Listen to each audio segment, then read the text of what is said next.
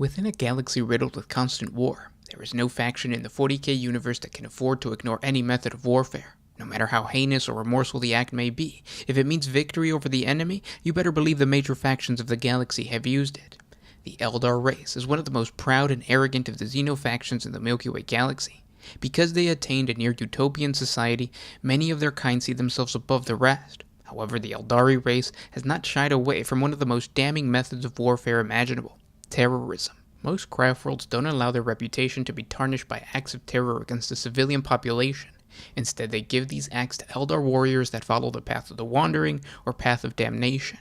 But not just any old ranger becomes a terrorist. It is the most successful and disconnected members of society that carry out these acts. Known as Pathfinders, this class of Eldar warrior are tasked with the craft world's dirtiest tasks. Pathfinders are the most experienced and skilled of the Eldar rangers who have successfully walked the path of the outcast for many Terran centuries. They have overcome their temptations to engage in the types of hedonistic excess and savage behaviors that cause the Eldar soul to be devoured by Slaanesh, yet they still feel compelled to walk the path of the outcast. Pathfinders are even more skilled at infiltration and survival in hostile environments than a standard ranger. Pathfinders have become adept over the centuries at roving ahead of the main Eldari warhost, using their expertise in guerrilla tactics to sabotage their enemy's forces or damage their chain of command before battle has even started. Bypassing sentries, sabotaging machinery, destroying supply dumps, and even the mysterious assassination of important commanders all ultimately take their toll upon both the enemy's numbers and their morale, leaving them jittery and uncoordinated as they vainly try to restore their unit's cohesion and momentum. This allows the more mobile Eldar forces to strike at the foe's newly revealed weak points, with the grace and efficiency that have always been the Eldar's trademark in warfare. While Pathfinders can be found across the Milky Way galaxy, calling every Eldar craft world their home, by far the most skilled or most notable Pathfinders come from the craft world of Alatok. Alatok society is more rigidly organized around the pursuit of the Eldar life paths than most others, and so many young Eldari of Alatok are more prone to rebel against the disciplined lifestyle and to seek adventure as outcasts. More Eldari from Alatok pursue the path of the outcast than any other Eldar craft world.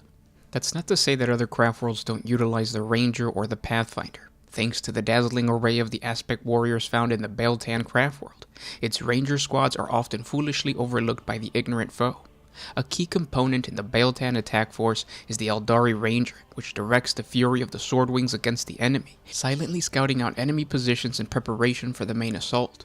The same can be said about the Pathfinders of Craftworld Simhan, who utilize their stealth and cunning to approach the enemy unseen, while their ubiquitous Wild Riders ride headlong into battle.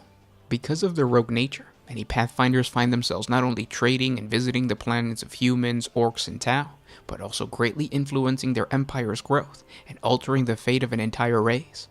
Such was the case for the well-known Pathfinder of Craftworld Ilkaith, known as Sindalan the Traveler.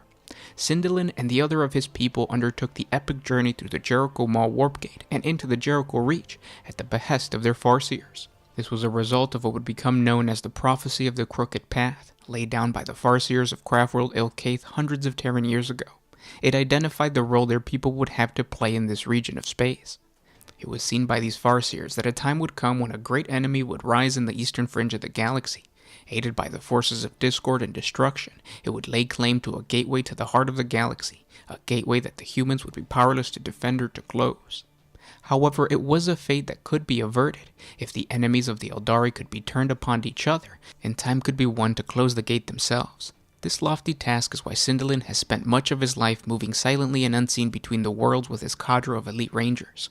Using the wisdom of the Eldar and his own cunning, Sindalan has subtly influenced events across the entire reach, instigating battles, assassinating influential targets, and even creating alliances between enemies, all for the purpose of prolonging conflict.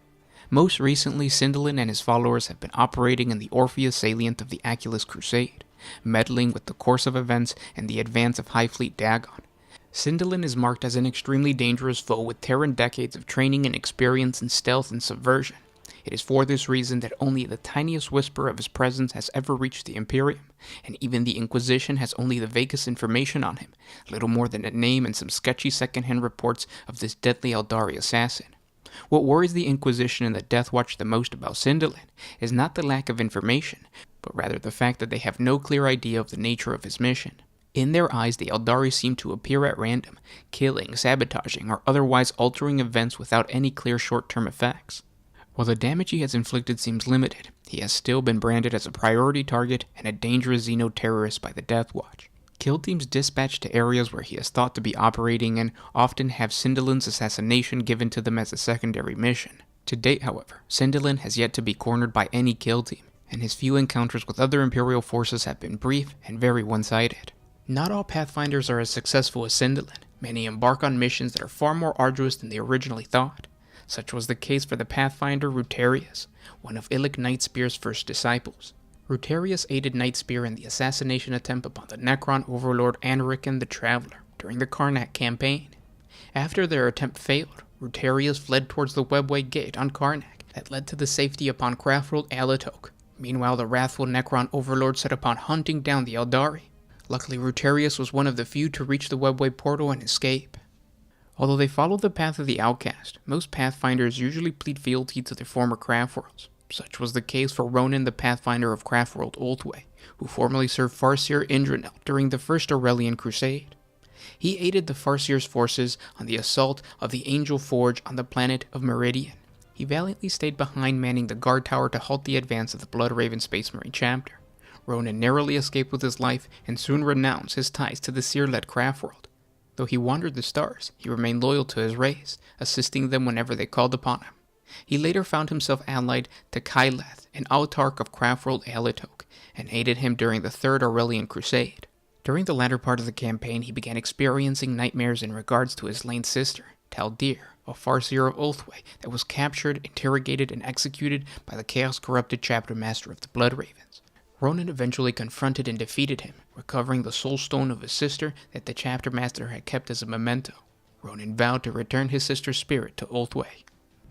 Illic Nightspear is an Eldar ranger of the Craftworld Alatok, and has wandered the path of the outcast for thousands of years, striding the skies of fate and seeking out the known paths that span the galaxy. He is known to different ranger bands by many different titles: the Sentinel of the Stars, the Wage Forger, and the Shield of Alatok.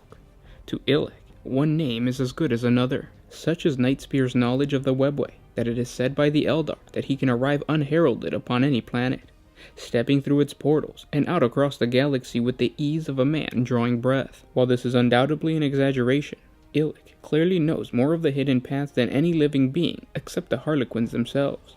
Indeed, some say that he knows too much. Over the centuries, Illic's great knowledge has benefited Alatok and its fellow Craftworlds. He has guided countless Eldar war hosts through the winding paths of the Webway to battle against the foes of the Eldar.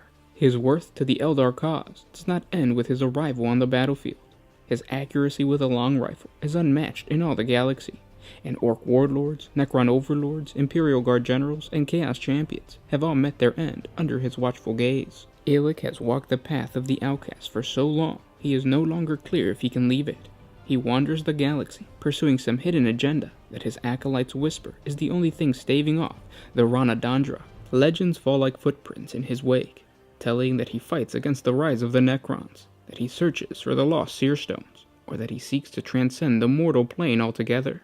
Though Illic prefers to fight alone, he has garnered a great following amongst the outcast, and especially those of his own Craftworld. Master Sniper and Expert Tracker Zal, the Pathfinders, loyally follow the Nightspear into battle, hoping to learn from the greatest of all the Rangers as the Aspect Warrior might from a Phoenix Lord. In recent times, Illic Nightspear has been trailing the Necrons for his own mysterious reasons. However, he was captured by the Necron overlord Xandrak on the conquered Tau world of Kainovar, alongside a White Scar Space Marine captain. The captain and the Nightspear, with the aid of other prisoners, would eventually manage to escape their captivity. Afterwards, Nightspear eventually returned to his Craftworld. After hearing about these Pathfinders, it's important to note that each Pathfinder is motivated by their own personal desires. The path of damnation has prepared them for whatever terrible deeds they must enact in order to fulfill their missions. They truly do become the perfect terrorists for the Eldar race. If you guys have suggestions for any other story, whether it's Eldar or any other faction within the 40K universe, just let me know what it is in the comment section below. If you guys have questions, same thing down in the comment section below. I'll either try to answer it for you there, or I'll try to create a video for you guys. And thanks so much for listening, guys. I'll talk to you tomorrow. This was Gershwin with One Mind Syndicate signing out. Oh, if